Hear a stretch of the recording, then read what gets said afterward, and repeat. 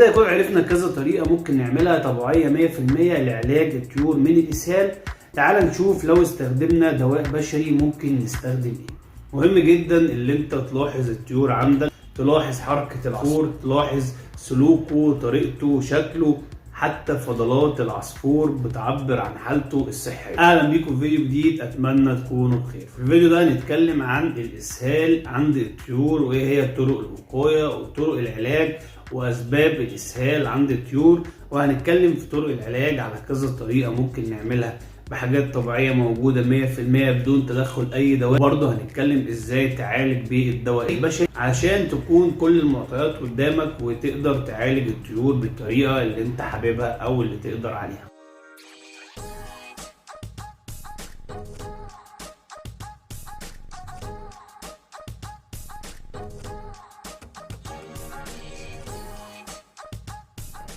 ففي الفيديو دوت هقولك ازاي تعرف ان الطير بتاعك دوت تعبان، وهي اعراض الاسهال بانواعه المختلفة، وهنعرف برضو ايه الامراض اللي بتسبب الاسهال، وهنعرف ازاي نعالج الاسهال.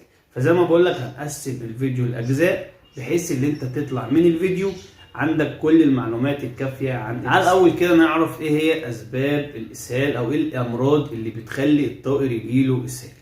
اول حاجة ممكن التغيير المفاجئ في الجو، سواء حر جامد او برد جامد، ممكن يصيب الطائر باسهال. ممكن تغيير النظام الغذائي بتاعك، وممكن ناس تحس ان الموضوع دوت يعني ملوش اي اهمية، ولكن ممكن تغيير خلطة الحبوب اللي انت بتقدمها للطائر باستمرار، او تغيير النسب في الخلطة، زودت شوية في البلكم او قللت شوية في الفلارس.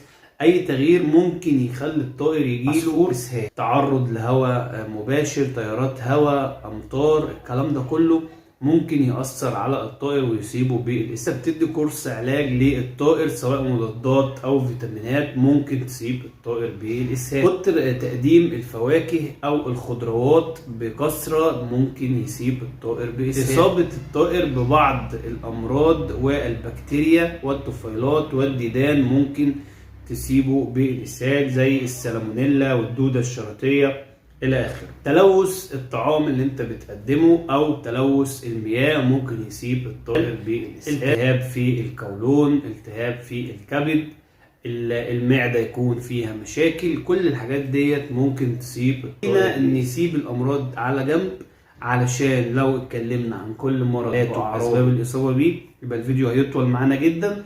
فهنقسم الفيديو بتاعنا. احنا عرفنا ان الطائر ادام اتصاب باسهال يكون كده عنده مرض من الحاجات اللي احنا قلنا عليها ديت، ولكن احنا هنتكلم عن الاسهال نفسه وعلاج الاسهال في الفيديو، وده اللي هياخدنا للنقطة التانية وهي انواع الاسهال اللي انا ممكن الاحظها. وانا بلاحظ على الفضلات بتاعة الطائر بتاعي وانا بنظف، بلاحظ لون الاسهال نفسه شكله ايه. يعني انا اتاكدت ان الطائر دوت عنده اسهال، ابتدي الاحظ لون الاسهال. ممكن يكون اسهال ابيض، ان في ماده لزجه بيضه بتكون لازقه عند المخرج بتاع العصفور، وبناخد بالنا ان الاعراض اللي بتظهر من الاسهال الابيض ان الطائر بيكون عنده فقدان شهيه، ما بيشربش ميه، ما عندوش رغبه اللي هو يشرب ميه، وتلاقي جسم الطائر ريشه منفوش. اسهال يكون لونه اخضر. الاسهال الاخضر بيكون بنلاحظ ان الطائر عند المجمع او فتحة الاخراج بيكون فيه سائل اخضر لازق في ريش العصفور، والاعراض بتاعته بتبقى على عكس الاسهال الابيض. بيكون العصفور عنده حالة شديدة من التعنية، وبيكون عنده رغبة في شرب الماء بكثرة، عنده رغبة اللي يشرب مية كتير. الاسهال الثالث معانا هو الاسهال الاحمر، وبيكون لونه وردي او اقرب الى الاحمر، وبتكون اعراضه هذيان، والطائر بيكون ضعيف وعنده كسل، وبتلاقي الطائر نايم كده في نفسه ما بيتحركش، وبيكون عنده رغبة ان هو يشرب مية بكثرة، على الرغم من ان شهيته بيكون فاقدها تماما وما يكونش ليه نفس اللي هو ياكل. اسهال بيكون لونه شفاف، وده رقم 4 معانا، ودي اعراضه بتكون معظمها تنفسية. بتلاقي الطائر مش قادر ياخد نفسه، بتلاقي فيه سائل عند انف الطائر، مخاطي بتلاقي الطائر في حشرجة في التورم حوالين العين، بيكون في مشاكل معظمها تنفسية لما بيكون الإسهال لونه شفاف. كده يكون عرفنا أو خدنا نبذة عن الأمراض اللي ممكن تسبب إسهال، ويكون خدنا نبذة برضو أو فكرة عن أنواع الإسهال اللي ممكن ألاحظها على الطائر عندي. تعال نشوف بقى العلاج وإيه هي خطوات العلاج. هبتدي معاك الأول بحاجات لازم نعملها، وبعد كده هقول لك على كذا نوع علاج طبيعي بمواد طبيعية زي ما اتفقنا، وبعد كده هقول لك على دواء بشري ممكن نستخدمه في انواع معينة، وفي الاخر انت بيكون ليك الاختيار تعالج عصفورك زي ما انت عايز. ولكن عايزك تاخد بالك كويس قوي ان اي مرض للطائر كل ما انت بتدركه بسرعة او بتاخد بالك منه بسرعة، كل ما ابتديت علاج في البداية كل ما الطائر بيستجيب للعلاج اسرع بنسبة كبيرة جدا. كل ما انت ابتديت متأخر بتكون حالة العصفور اتدهورت اكتر، وبيكون استجابه للعلاج قليل وممكن يقع منك او يموت لا قدر الله.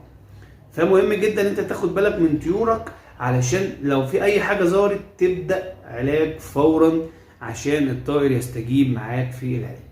فاول نقطة كده هنتعلمها في علاج الطيور هي عزل الطائر المصاب، لان الاسهال معدي وممكن يعدي لك بقيه الطيور، لان انت اصلا هتكون لسه معرفتش تشخص الحاله اللي عنده اسهال بس من ايه، احنا مش لسه ما نعرفش.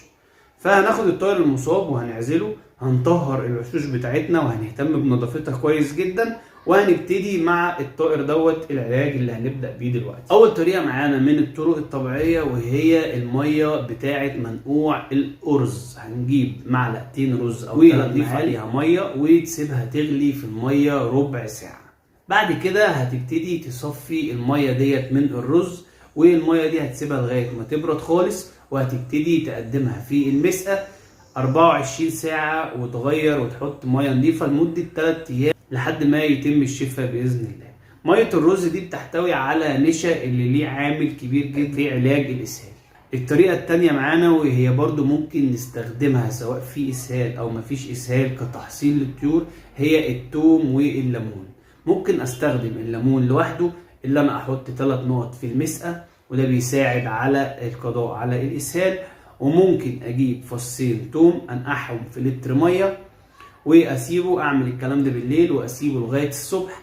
فصين توم اقطعهم بالسكينه كل فص نصين واسيبهم في لتر ميه منقوعين، واجي الصبح اعصر نص ليمونه على اللتر ميه. بعد كده اصفي الميه ديت واحطها في المسائي، و24 ساعه او 8 ساعات واغير واحط ميه نظيفه، وبعد كده احط منقوع التوم تاني برضو لمده 3، سواء هتحط نقط ليمون او هتحط توم وليمون فهو كويس جدا. ومن التحصين اللي ممكن نعمله لاي طائر هيخش على مجموعتنا يكون جديد، ممكن اديهم ميه توم بليمون بحيث ان انا اكون حصنت الطيور لو الطير ده عنده حاجه مناعته تقوى ويخف باذن الله. الحاجه الثالثه معانا برضو من الحاجات الطبيعيه، وهي انك تجيب قشر رمان وتغليه في ميه وتصفي الميه دي وتسيبها لغايه ما تبرد وتقدمها في المسقه، وبرضو بيكون ليه علاج. رقم 4 معانا ممكن نستخدمه في العلاج هو الشاي الاخضر. بعد ما بتغلي الشاي الاخضر طبعا بدون سكر خالص، بتاخد معلقه من الشاي الاخضر وبتحط على المسقه 100 مللي معلقه صغيره وبتقدمها في المساء، يبقى معلقه شاي اخضر. ده برضو بيساعد على علاج الاسهال. كده يكون عرفنا كذا طريقه ممكن نعملها طبيعيه 100% لعلاج الطيور من الاسهال. تعال نشوف لو استخدمنا دواء بشري ممكن نستخدم الفلاجيل. الفلاجيل دواء فعال جدا في علاج الاسهال. طريقة الفلاجيل بنجيب الفلاجيل بنحط 5 نقط على المسقة وبنقدمها للطيور لمدة 8 ساعات، وبعد كده بنغير برضو كورس لمدة 3 ايام. طيب لو عندي الفلاجيل دوت مش دواء، عندي اقراص، هنجيب نص قرص فلاجيل هنطحنه وندوبه في لتر ميه ونقسم على المسائل اللي عندنا الميه ديت ونقدمها للطيور. طيب لو مش فلاجيل ممكن اقدم انتينال. الانتينال برضو بيعالج الاسهال، 5 نقط على المسقه زي الفلاجيل بالظبط، وبقدمه في المسائي 5 نقط لمدة 3 ايام. برضو الريفو ممكن اجيب قرص ريفو واطحنه وادوبه على لتر ميه واقدمه للطيور برضو لمده 3 ايام. وهنا في ملاحظه مهمه لازم اقول لك عليها، لو نوع الطيور اللي عندك من عائله الفينش سواء كان زبرة او كناري او جاوا، كل العائله بتاعت الفينش ديت بيكون لو عندها اسهال وانت هتستخدم دواء بيفضل اللي انت تستخدم انتينال بدل الفلاجيل، لان على المدى البعيد استخدام الفلاجيل للطيور ديت بيأثر على الكلى بتاعتها. وعشان كده بنقول ان الطرق الطبيعية افضل بمراحل في علاج الاسهال، احسن من الادوية البشرية والادوية البيطرية كمان. ولكن ارجع واقول لك ان كل طائر على حسب حالته وعلى حسب تدهور الحالة بتاعته، استجابه للطرق الطبيعية او استجابته للعلاج بيكون على حسب حالة الطائر، فهي بتتفاوت من طائر لطائر. ولكن احنا بنعمل اللي علينا، عشان كده بقول لك لازم تكون ملاحظ طيورك كويس جدا كل يوم وانت بتنظف الادراج، تاخد بالك من فضلات الطيور، هل هي طبيعية، هل في تغير، هل في اسهال، وابتدي احصن طيوري زي ما بقول لك بالطرق. في نهايه الفيديو اتمنى اكون قدمت لك المعلومه بطريقه مبسطه، يا ريت ما تبخلش عليا بلايك واشتراك للقناه علشان نكبر وهنكبر بيكم باذن الله. علما ان الفيديو ده موجود ضمن قائمه تشغيل كامله عن علاج الطيور وامراضها اللي ممكن تصيبها وازاي اعالجها.